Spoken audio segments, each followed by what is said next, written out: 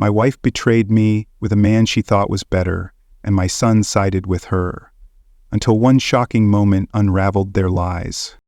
I'm Caleb Monroe, 40 years old, and I thought I had it all figured out. A cybersecurity director at a San Francisco tech firm, pulling in $180,000, 0 cents a year, living in a 4-bedroom Palo Alto house with a view of the hills that made every 80-hour work week feel worth it. My wife, Lauren, 38, was the woman who'd laughed with me over instant noodles at UC Berkeley, the one who'd patched walls with me in our first fixer-upper in Oakland. Our son, Noah, 19, was a UCLA freshman. Once my little coding buddy who'd wait up past midnight to show me his latest app sketches. We were the picture of the American dream. Hard work, a climb from nothing, a family that could weather anything. Or so I thought. That illusion shattered 3 months ago when I cracked open a coded message on Lauren's phone, revealing a truth that hit me like a freight train. She'd been cheating for a year with a guy named Trent, and Noah, my own flesh and blood, was cheering her on, calling me a clueless cash cow behind my back.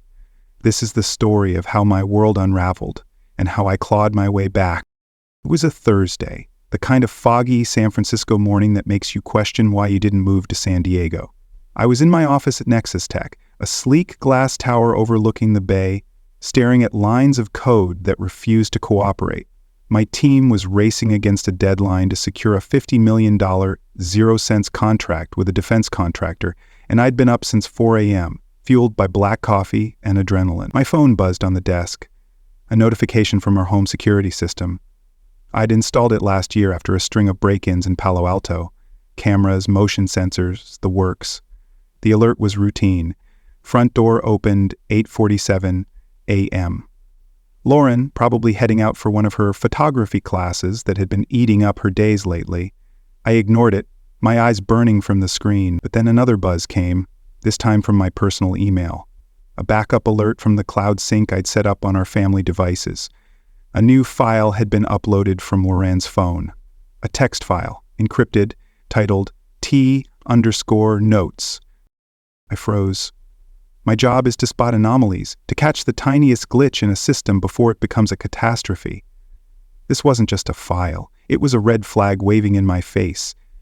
Lauren wasn't tech savvy. She could barely reset her own router. Why would she have an encrypted file? My gut churned, the kind of instinct you get when you know something's wrong but don't want to admit it. I glanced at the clock, 9:02 a.m. I had a meeting with the CEO in an hour, but this couldn't wait. I pulled up the cloud dashboard on my laptop, my fingers moving faster than my brain could process. The file was locked with a basic AES 256 encryption, child's play for someone like me. Within 10 minutes, I'd cracked it open, my heart pounding like I was diffusing a bomb. The contents hit me like a sucker punch. It was a chat log, time-stamped over the past year, between Lauren and someone named Trent. The messages were explicit, raw, unfiltered. "Miss you already, babe. Can't wait for Napa this weekend," Trent wrote last month. Lauren's reply, "Caleb's working late again. We've got all night." My stomach twisted as I scrolled through months of plans, hotel stays, dinners at places I'd never heard of, trips to his condo by the marina. She'd been siphoning our savings, $35,000, 0 cents gone, to fund this double life. But the worst part? Noah was in on it.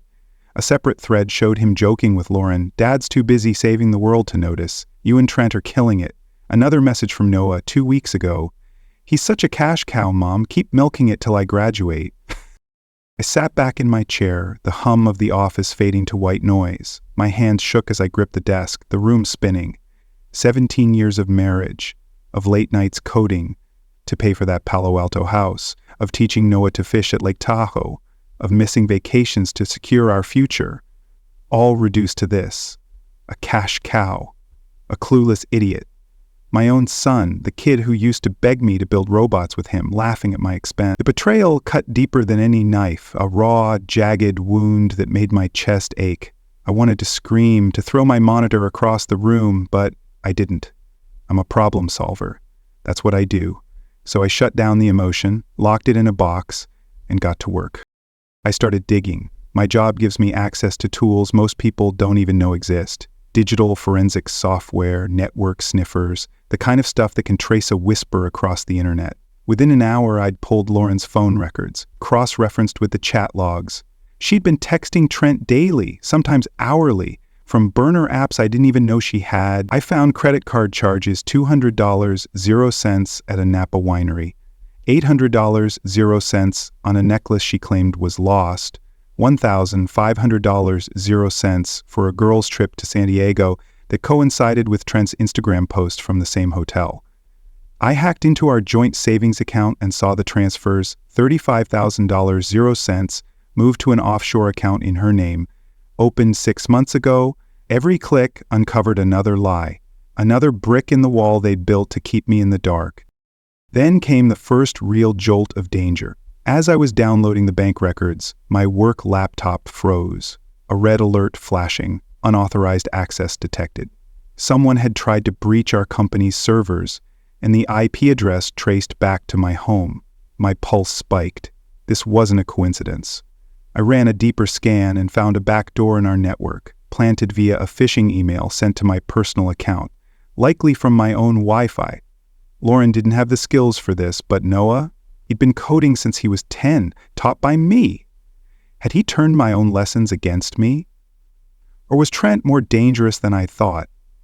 The stakes were no longer just personal. My career, my reputation, everything I'd built was on the line. I left the office early, claiming a migraine, but really I needed to think. Driving home through the Palo Alto hills, I felt the second danger hit. My brakes felt soft, sluggish. On a sharp curve, the pedal went to the floor, and my SUV swerved toward a guardrail. I yanked the wheel, skidding to a stop inches from the edge, heart pounding. I called a tow truck. The mechanic later confirmed it. The brake lines had been tampered with. Sliced clean. Someone wanted me out of the picture, and I didn't need to guess who. Trent? Lauren? Noah? The possibilities gnawed at me, each one worse than the last. When I got home, the house was empty.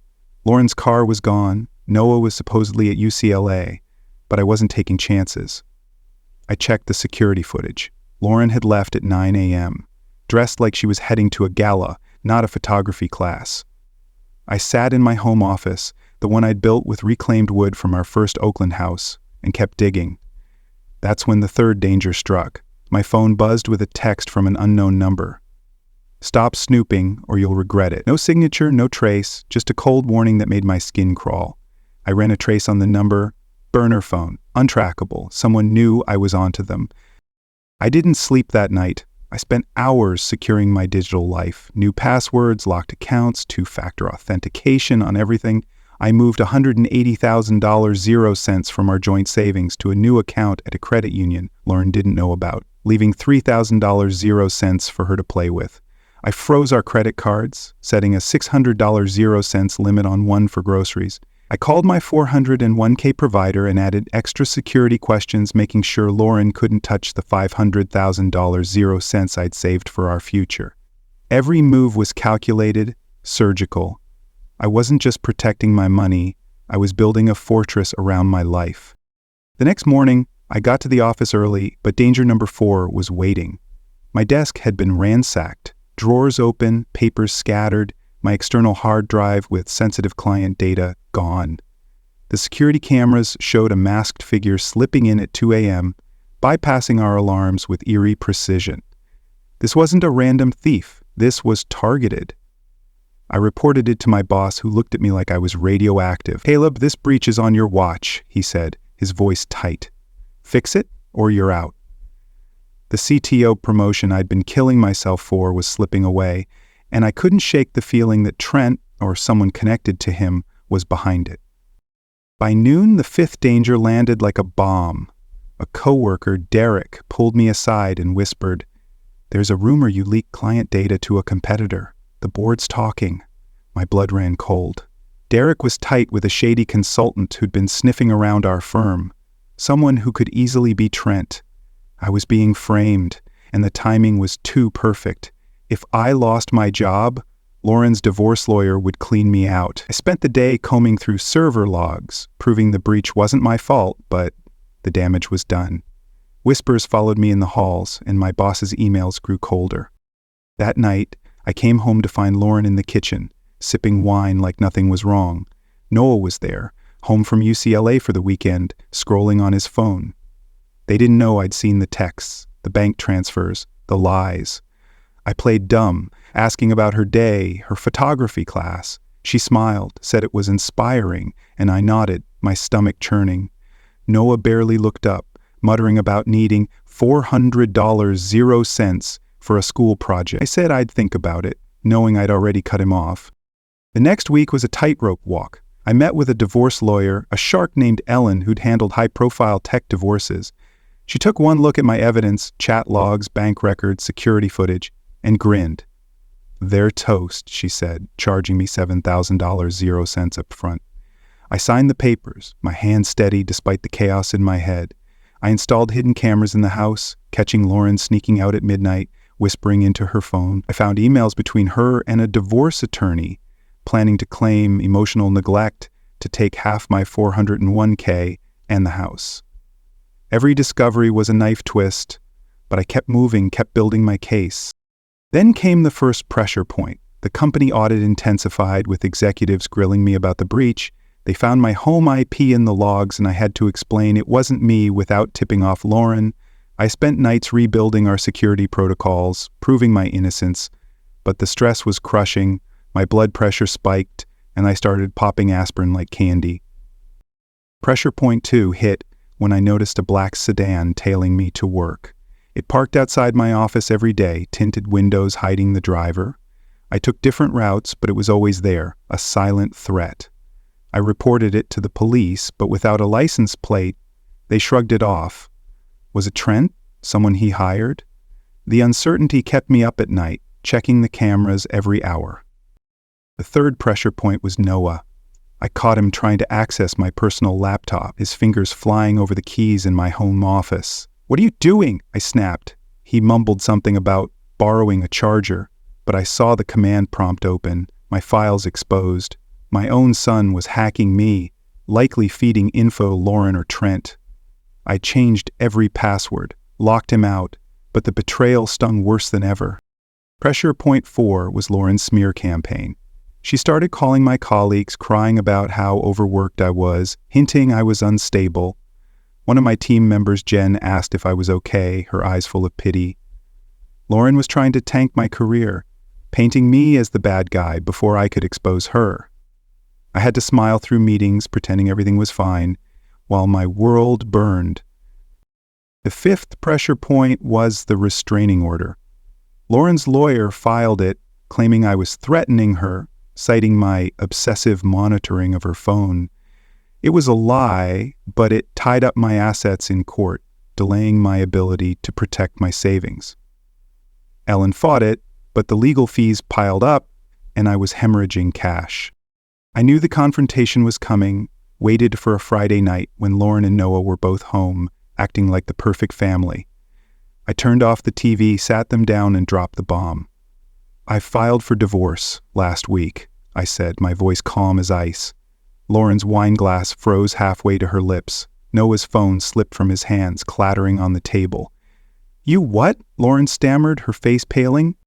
"I know about Trent," I said, leaning back in my chair. "I know about the $35,000 0 cent you stole. I know you and Noah think I'm a cash cow. I heard it all, read it all. You're done." Lauren tried to deny it, her voice shaking, but I cut her off. "Don't. I've got the texts, the bank records, the footage. Save your breath." Noah tried to speak, his voice cracking, but I held up a hand. "You called me a drone, Noah. You laughed while your mom cheated. We're done here." Lauren switched tactics, tears streaming down her face. "You were never here, Caleb. You left me alone." I laughed, a bitter sound that echoed in the silent room. "I was building a life for us. You chose to build one with Trent. That's on you." I laid out the new reality, $3,000, 0 cents in the joint account, credit cards frozen, my $401k locked. "Figure it out," I said, standing up. Noah stormed off, slamming his door. Lauren begged, but I was already gone, mentally and emotionally. The next weeks were chaos. Lauren's lawyer pushed for alimony, claiming she'd been a devoted housewife. Ellen shredded their case with the evidence. Lauren's affair, the stolen money, the offshore account. The judge ruled in my favor. I kept the house, bought before marriage, and most of my $401k. Lauren got her car and $50,000, 0 cents, a fraction of what she'd hoped for. Noah dropped out of UCLA when the tuition bill came due, couch surfing with friends who'd ditch him once the money ran dry. Trent vanished, blocking Lauren's number when he realized there was no big payout. The first curiosity hook came when I found a cryptic email in Lauren's account, hinting Trent was tied to a rival tech firm. Was he using her to sabotage me? The second hook was the offshore account, linked to a Cayman Islands bank known for shady deals. What was Lauren hiding? Third, Noah's hack on my laptop included a file labeled Project X. Was he working with Trent? Fourth, the stolen hard drive resurfaced on the dark web, with my company's data up for sale. Who was the buyer? Finally, Lauren's last tearful visit to my doorstep hinted at a secret about Trent that could ruin everything. What did she know? I came out stronger. The CTO promotion came through, $250,000, 0 cents a year, and I cut my hours to 50 a week. I dropped 25 pounds cycling through the Palo Alto hills, adopted a husky named Max, who greets me like I'm a hero. I turned Noah's room into a gaming den with a 65-inch OLED screen Lauren would have hated. My life is mine again. And I'm not looking back. Lauren's working as a barista, barely scraping by. Noah's learning the hard way that loyalty has a price. And me, I'm finally free. The air in my Palo Alto house felt thick, like the calm before a hurricane. I'd just dropped the divorce bomb on Lauren and Noah, their faces frozen in a mix of shock and guilt. And now I was standing in the eye of the storm I'd unleashed. 17 years of marriage, countless late nights coding to secure our future, and a son who'd once been my shadow. All of it reduced to ashes by their betrayal. Lauren's affair with Trent, Noah's cruel laughter calling me a cash cow, and the $35,000 0 cents they'd siphoned from our savings were just the beginning. I thought I'd seen the worst, but the next weeks would prove me wrong. The dangers were closing in, the stakes were skyrocketing, and I was about to discover just how deep their conspiracy ran. This wasn't just a broken marriage, it was a war, and I was fighting for my life. The morning after the confrontation, I woke up to a house that felt like a stranger's. Lauren had retreated to the guest room, her suitcase half-packed, her eyes red from crying or scheming, I couldn't tell which. Noah had barricaded himself in his room, the thump of his music pulsing through the walls. I made coffee, the ritual grounding me as I mapped out my next moves. My lawyer, Ellen, had been clear: document everything, protect my assets, and don't let emotion cloud my judgment. Easier said than done when your wife's been cheating for a year and your son thinks you're a walking ATM. I checked my new bank account, $180,000, 0 cents. Secure $3,000, 0 cents left in the joint account for Lauren to squirm with. The credit cards were locked, my 401k fortified with extra security. I'd built a digital fortress, but the real world was a minefield. At Nexus Tech, the cyber attack traced to my home IP was escalating into a crisis. My team was scrambling to plug the breach, but the board was circling like vultures. I spent the morning in a glass-walled conference room, facing a panel of executives who looked at me like I was a virus in their system. "Caleb, this happened under your watch," said Margaret, the COO, her voice sharp enough to cut steel. "That IP is yours. Explain." I laid out the facts, the phishing email, the back door, the timing that screamed sabotage. I didn't mention Lauren or Noah, not yet, but I could feel their shadows in every question. I promised a full report by end of day, my palms sweating as I left the room. Losing this job wasn't an option. The CTO promotion was my lifeline, and Lauren's lawyer would pounce if I stumbled. Driving home, I noticed the black sedan again, its tinted windows glinting in my rearview mirror. It had been tailing me for days, always keeping just enough distance to avoid suspicion. I took a sharp turn through a Palo Alto side street, my heart racing as the sedan followed. This wasn't paranoia, it was real. I pulled into a gas station pretending to fill up and snapped a photo of the license plate. A quick trace later revealed it was registered to a shell company in Nevada. Trent's name didn't appear, but the pieces were falling into place. Was he a random sleaze? Or something more dangerous? I sent the photo to Ellen, who promised to dig deeper. "Be careful, Caleb," she said. "This feels bigger than an affair." That night, the second danger struck with a vengeance. I was working late in my home office, the glow of my monitors casting shadows on the walls. The security cameras pinged an intruder in the backyard. I grabbed the baseball bat I kept under my desk and crept to the window. A figure in a hoodie was prying at the garage door, moving with the precision of someone who'd done this before. My pulse hammered as I hit the alarm, flooding the yard with light. The figure bolted, vanishing into the night, but not before I caught a glimpse of a tattoo on his wrist. A coiled snake. I checked the footage. He'd disabled the side camera before I'd spotted him. This wasn't a petty thief, this was a pro, and I was the target. I called the police, but they found nothing. No fingerprints, no tracks, just a faint scratch on the garage lock. "Could be kids," the officer said, but his eyes said he didn't believe it. I didn't either.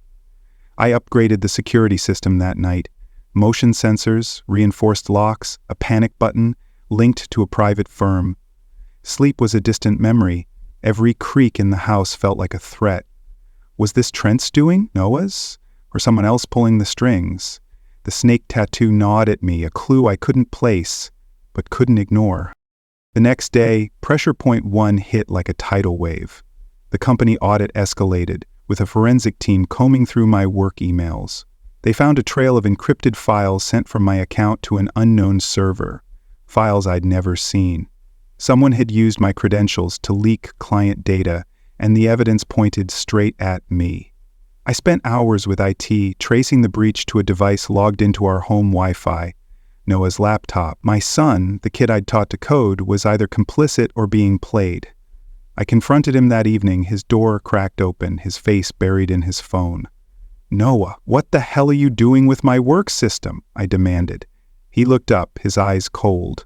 "You're paranoid, Dad. Maybe you're just bad at your job." The defiance in his voice cut deeper than any knife, but I didn't flinch. "If I go down, so does your tuition," I said, walking away. I didn't trust myself to stay calm. Pressure Point 2 came from Lauren's smear campaign. She'd been calling my colleagues, spinning a tale of me as a controlling workaholic who'd pushed her to the edge. My assistant Priya pulled me aside at lunch. "Caleb, people are talking. Lauren's saying you're unstable." I forced a smile, my jaw tight. "She's playing dirty, Priya. Don't buy it." But the damage was spreading. Colleagues avoided my eyes in meetings, and my boss, Greg, started CCing HR on every email. Lauren was weaponizing my reputation, and I was losing ground. The third danger hit on a rainy Tuesday. I was driving to a client meeting in San Jose when my phone buzzed with another anonymous text. "Back off or your kid pays." My blood froze. Noel was a traitor, sure, but he was still my son. I called him. No answer. I texted. Nothing. Panic clawed at me as I sped to UCLA, breaking every speed limit.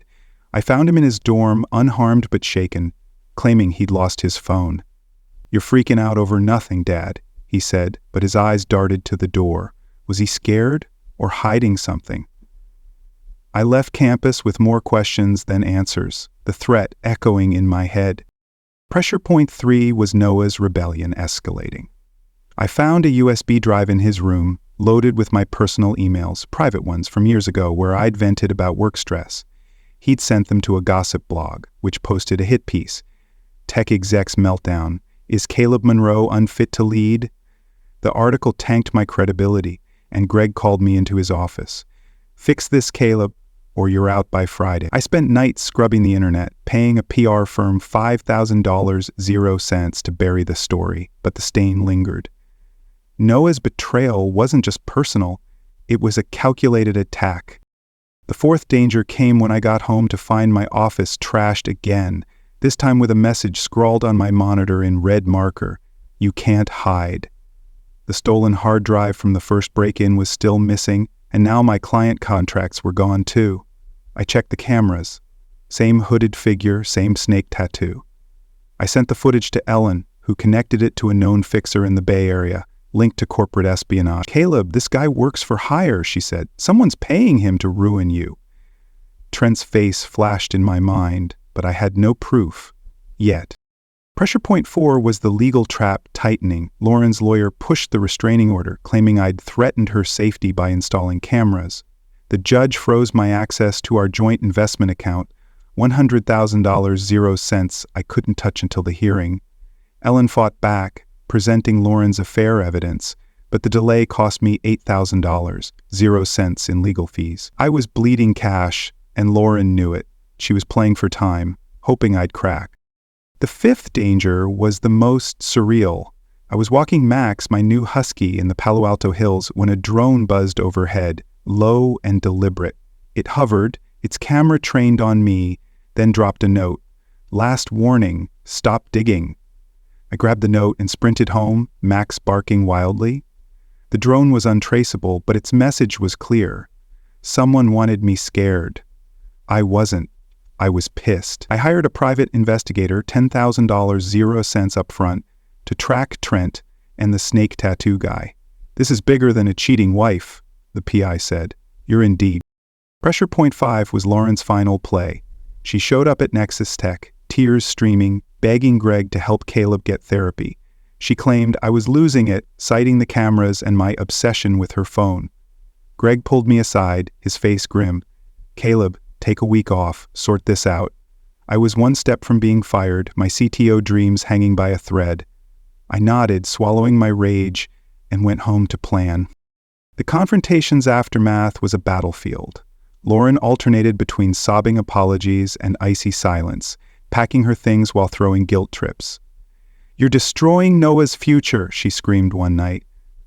I didn't blink. You destroyed it when you chose Trent, I shot back. Noah was worse, slamming doors, blasting music, glaring at me like I was the villain. When he tried to charge $500, 0 cents on the limited credit card for school supplies, he declined and he threw a fit. You're ruining my life, he yelled. I shrugged. Get a job, Noah. Welcome to reality. The first curiosity hook surfaced when my PI found Trent's real identity, not just a sleaze, but a consultant for a rival tech firm, one that had bid against Nexus Tech for the $50 million 0 cents contract. Was Lauren a pawn in a corporate game or complicit? The second hook was the offshore account, tied to a Cayman Islands bank flagged by the FBI for money laundering. What was Lauren funding? Third, Noah's USB drive had a file labeled T_plan. Encrypted, uncrackable even for me. Was he working with Trent, or just a kid caught in the crossfire? Fourth, the stolen hard drive appeared on the dark web, with bids reaching $100,000 0 cents. Who wanted my data and why? Fifth, Lauren's last email to Trent, intercepted by my PI, mentioned a deal that changes everything. What was she planning? The legal battle heated up.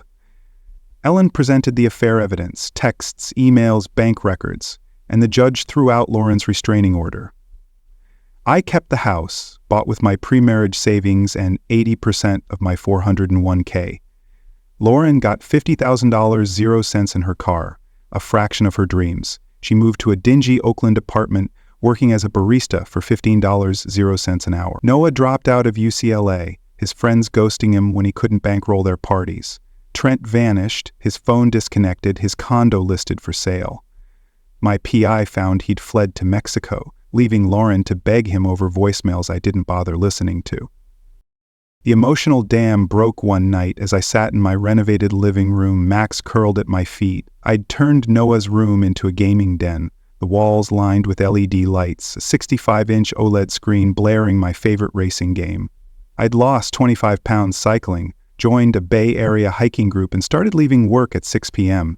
The CTO promotion came through, $250,000, 0 cents a year, 50-hour weeks, a life I could actually live. Thought of Lauren pouring coffee to make rent, and Noah couch surfing with no plan. For a moment, I felt the old ache, teaching Noah to fish, laughing with Lauren as we painted our first house. Then I remembered their laughter, their betrayal, and the ache turned to steel. Lauren showed up at my door a month later, looking like she hadn't slept in weeks. "Caleb, please," she sobbed, clutching a worn purse. "We're losing the apartment. Noah's a mess. Help us." I stood in the doorway, Max growling softly behind me. "You made your choices," I said, my voice steady. "This is on you." She mentioned Trent's secret, something about a deal gone wrong. But I shut the door. Noah's email came later, a half-hearted, "I'm sorry," that I deleted without replying. They'd crossed a line I couldn't forgive. Not yet. The final twist came from my PI. The snake tattoo guy was arrested, linked to Trent's rival firm. He confessed to the break-ins, paid to steal my data and sabotage my car. Trent was under investigation for corporate espionage, and Lauren's offshore account was frozen by the feds. The truth was still unfolding, but I was done chasing it. I had my life back. A house I loved, a dog who thought I was a hero, and a future I'd earned. The storm had broken, and I was standing in the sunlight, stronger than ever.